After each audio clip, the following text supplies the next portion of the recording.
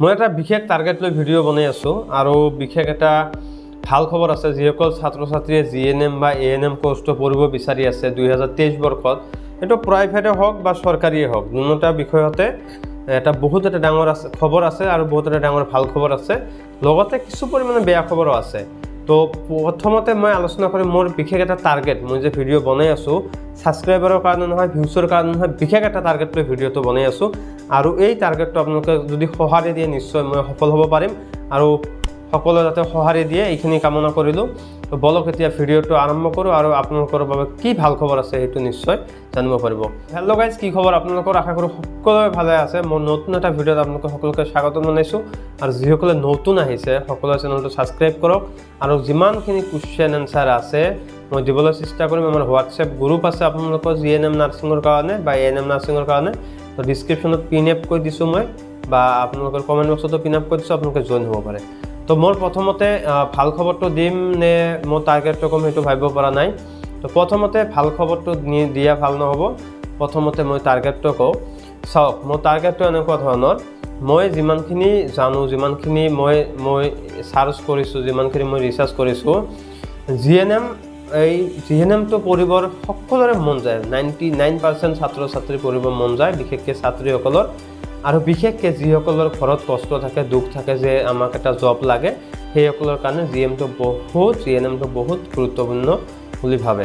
কিন্তু এতিয়া কথা হ'ল জিএনএম এটা যদি প্ৰাইভেট পঢ়িব যাও কাৰণ চৰকাৰীভাৱে পঢ়াটো বহুত টান হয় কিন্তু যদি আমি চৰকাৰীভাৱে নাপাও তো প্ৰাইভেট যদি পঢ়িব যাও তেতিয়া হলে এটা হিউজ এটা মানিৰ প্ৰয়োজন হয় কিন্তু যিমানখিনি ছাত্ৰ ছাত্ৰীয়ে পঢ়িব বিচাৰে সিমানখিনি ছাত্ৰ ছাত্ৰীৰ প্ৰায়ভাগৰে আৰ্থিক অৱস্থাটো সিমান ঠিক নহয় তো সেই কাৰণে সিহঁতে এটা সোশ্যাল মিডিয়াৰ বিষয়ে সিমান এটা ভালকে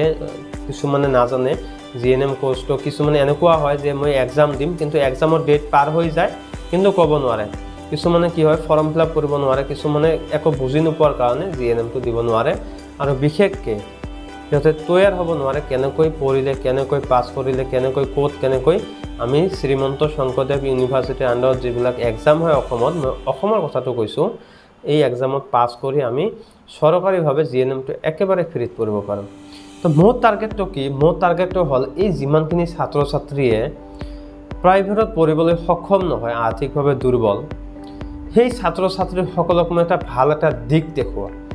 ধৰক 100জন ছাত্ৰ ছাত্ৰীৰ মাজত যদি মই 10টা ছাত্ৰ ছাত্ৰীক যদি মোৰ এই ভিডিঅ থ্ৰুদি মই এডমিশনৰ কাৰণে প্ৰিপেয়াৰ কৰিব পাৰোঁ তে মোৰ টাৰ্গেটটো সম্পূৰ্ণ হ'ব মই সাকসেস বুলি মই ভাবিম মোৰ টাৰ্গেটটো মই ভিডিঅ বনাটো মই সাকসেস বুলি ভাবিম তে আপোনালোকে সকলো সহায় কৰক আৰু যিসকল ছাত্ৰ ছাত্ৰী তেনেকুৱা অক্ষম পৰিয়ালৰ পৰা মানে প্ৰাইভেট পঢ়াবলৈ সক্ষম নহয় সেইটো মই অক্ষম কৈছোঁ তে সেইসকল ছাত্ৰ ছাত্ৰী যদি মোৰ ভিডিঅটো চাই আছে নিশ্চয় এটাকে লাইক কৰি যাব আৰু আপোনালোকে মোৰ যেটো হোৱাটছএপ গ্ৰুপত জয়েন হওক মই যিমান পাৰো সিমানখিনি চেষ্টা কৰি আপোনালোকক সকলোখিনি আপডেট দি থাকিম লগতে কোৱেশ্চন পেপাৰ লগতে আপোনালোকক যিখিনি কিতাপ লাগিব সেইখিনি মই প্ৰভাইড কৰাৰ চেষ্টা কৰিম তাৰ পিছত আপোনালোকৰ বাবে যেটো ভাল খবৰ মই ক'ব বিচাৰিছো প্ৰথমতে সেই ভাল খবৰটো কি আপোনালোকে নিশ্চয় কিছুমানে জানে আৰু 99% মানুহে নাজানে চাওক কিছুমানে প্ৰাইভেট কৰিব বিচাৰি আছে কিছুমানে চৰকাৰী কৰিব বিচাৰি আছে এতিয়া মই প্ৰাইভেট চৰকাৰী দুয়োটাৰ কাৰণে এটা ভাল খবৰ আছে চাওক যোৱা বছৰৰ নিচিনা আন বছৰ যিবিলাক বছৰ আমাৰ পাৰ হৈ গৈছে সেইবিলাক বছৰৰ নিচিনা কিন্তু এইবাৰ জিএনএমৰ এক্সাম বা জিএনএমত ভৰ্তি হোৱা বা প্ৰাইভেটত পঢ়াটো ইজি নহয় এইবাৰ ব্লেক ধৰণৰ ৰুল বনাই দিছে নানান ধৰণৰ ক্ৰাইটেৰিয়া দিছে নানান ধৰণৰ এক্সাম পাতিব তাৰ পিছতে আপোনালোকে প্ৰাইভেটত পঢ়িলেও এক্সাম দিব লাগিব এটো 100% এটো আপোনালোকে যদি নাজানে আপোনালোকে জানক যে প্ৰাইভেটত যদিও পঢ়ে তথাপি 100% আপোনালোকে এন্ট্ৰেন্স এক্সাম দিব লাগিব এটো অসম গভৰ্ণমেণ্টে ৰুল কৰি দিছে এটা কিছুমানে ক'ব যে ইণ্ডিয়ান নাৰ্ছিং কাউন্সিলত আমাৰ এটো প্ৰকাশ পোৱা নাই বা অসম গভৰ্ণমেণ্টে এতিয়ালৈকে ঘোষণা কৰা নাই তো অতি শীঘ্ৰে আপোনালোকে গম পাব আপোনালোকে মোৰ ভিডিঅটো সেভ কৰি ৰাখক কেইদিন পিছত আপোনালোকে গম পাব এতিয়া আপোনালোকৰ কাৰণে ভাল খবৰ কোনটো চাওক এতিয়া আপোনালোকৰ কাৰণে ভাল খবৰ এইটো যে যদি আপোনালোকে প্ৰাইভেট পঢ়িব বিচাৰে তেতিয়া হলে এটা প্ৰাইভেট কলেজত মিনিমাম 30 সিট থাকে বা 60 সিট থাকে আৰু ম্যাক্সিমাম 120 সিট থাকে ধৰক মই এটা এক্সাম্পল দিয়াৰ কাৰণে ভাল খবৰটো বুজাই দিয়াৰ কাৰণে এটা এক্সাম্পল লওঁ যে এটা কলেজত 30টা সিট আছে এতিয়া গভর্নমেন্টে এইটো রুল করে দিল যে 50% অর্থাৎ 30টা সিটৰ 15টা সিট কলেজৰ কৃতৃপক্ষক দিব, সিহঁতে এডমিশ্যন দিব পাৰিব আৰু যি 15টা বাকি থাকিল সেইখিনি এক্সামত বহিব লাগিব। অৰ্থাৎ আপোনালোকে এটা বস্তু নিশ্চিত হ'ব পাৰে যে আপোনালোকে প্ৰাইভেট কলেজত পঢ়িলে যদি এডমিশ্যন লয় এতিয়া CE এক্সামটো দিয়ক বা নিদিয়ক এইটো দিব লাগিব, নহ'লে এডমিশ্যন নহ'ব। এইটো দিয়াৰ পিছত আপোনালোকে যদি কিবা কাৰণত বেয়াও হয় তো আপোনালোকে কলেজ কৃতৃপক্ষৰ হাতত যিখিনি 50% সিট থাকে সেইখিনি সিটত আপোনালোকক সোমাই দি এডমিশ্যনটো দি দিব পাৰে।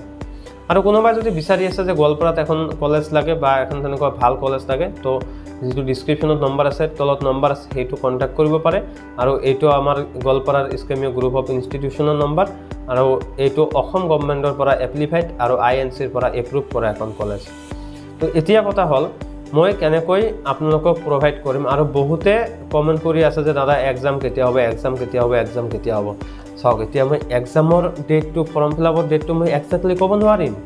এইটো আপোনালোকে নিশ্চয় জানি বুজি মোক কমেণ্ট কৰি আছে। আৰু এটা সকলোৰ ওপৰত হাত জোৰকৈ অনুৰোধ, আপোনালোকে মোক পাৰ্চনেলি মেছেজ নকৰিব, কাৰণ মই কিমানজনৰ মেছেজ ৰিপ্লাই কৰিম আৰু কিমানজনৰ ফোন উঠাম এইটো ভাবক একবাৰ। আপোনালোকে যিটো হোৱাটছএপ আমাৰ গ্ৰুপ আছে তাতে কমেণ্ট কৰক, আপোনালোকে প্ৰশ্নসমূহ কওক। আৰু মই আপোনালোকক কথা দিছোঁ যে সপ্তাহত মই এদিনকৈ লাইভত আহিম বা 3 দিন পিছে লাইভত আহিম, সকলোখিনি কুৱেশ্যনৰ এনচাৰ দিম। তো তাতে আমাৰ আৰু এজন ছাৰ আছে,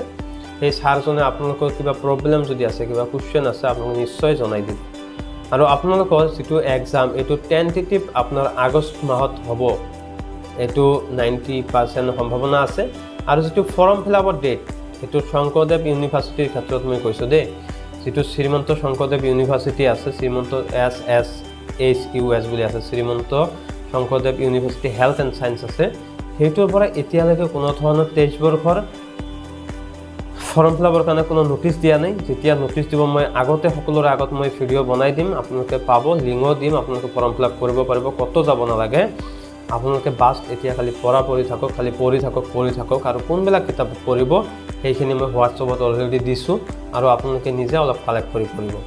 কথা হ'ল আৰু আমাৰ কিমানখিনি ছেক্টৰত আমাৰ GNM পঢ়িব পাৰি। এতিয়া চাওক, এতিয়া আপোনালোকে বাহিৰা ষ্টেটত যাই GNM পঢ়িব পাৰে, কলকাতা যাই পঢ়িব পাৰে, ৱেষ্ট বেংগল যাই পঢ়িব পাৰে, অসমত যদি পঢ়ে অসমত পঢ়িব পাৰে। আৰু কেইদিনমান আগতে এটা মই ভিডিঅ' বনাইছোঁ যে VKNRL যিটো নুমলীগড়ত ইউনিভাৰ্চিটি আছে বা কলেজ আছে, সেই কলেজটোৰ পৰা 40টা পদ খালী হৈছে, 40টা মানে চিট আছে, সেইটো চিটত এপ্লাই কৰিব দিছে, কিন্তু ফৰ্মটো এতিয়ালৈকে দিয়া নাই। ফৰ্ম দিব, আপডেট পাই থাকিব। আৰু মোৰ চেনেলটোত সকলোৱে যদি নতুন হৈ থাকে, যিসকল ছাত্ৰ ছাত্ৰী নতুনকৈ চাই আছে, ছাবস্ক্ৰাইব কৰি ৰাখক, কাৰণ GNM যদি পঢ়িব মন আছে, যদি GNMত ঘৰৰ পৰা পইচা দিয়া ইমানখিনি সক্ষমতা নাই, তো মই যিমানখিনি পাৰোঁ হেল্প কৰিম, পইচা দি নহয়, মই আপোনালোকক ইনফৰমেশ্যনবিলাক দি হেল্প কৰিব ট্ৰাই কৰিম। তো সকলো আৰু এটা ৰিকুৱেষ্ট, যদি মোৰ এই ভিডিঅ'টোৰ দ্বাৰা আপোনালোকৰ হেল্প হয়, মোৰ যি এই প্ৰচেষ্টা যদি আপোনালোকৰ ভাল লাগে, তেতিয়াহ'লে মই অকলে এই প্ৰচেষ্টাত সফল হ'ব নোৱাৰিম, আপোনালোকেও মোৰ লগত জড়িত হ'ব লাগিব। কেনেকৈ জড়িত হ'ব? আপোনালোকে মোৰ ভিডিঅ'টো শ্বেয়াৰ কৰি দিব লাগিব, আপোনালোকে ভিডিঅ'টো বেলেগৰ ওচৰত পঞ্চাই দিব লাগিব যাতে সিহঁতেও চায়। কাৰণ এতিয়াও এনেকুৱা ধৰণৰ ল'ৰা ছোৱালী আছে যিবিলাক ছ'চিয়েল মিডিয়াত সিমান পৰিমাণে এক্টিভ নহয়। আৰু আপোনালোকে সকলোলৈ অল দ্য বেষ্ট থাকিল, বেষ্ট অফ লাক থাকিল। আপোনালোকে সকলোৱে ট্ৰাই কৰি থাকক। আপোনালোকে যিখিনি প্ৰিভিয়াছ ইয়াৰ কুৱেশ্যন পেপাৰ আছে, হিউমেন এনাটমি যিবিলাক আছে,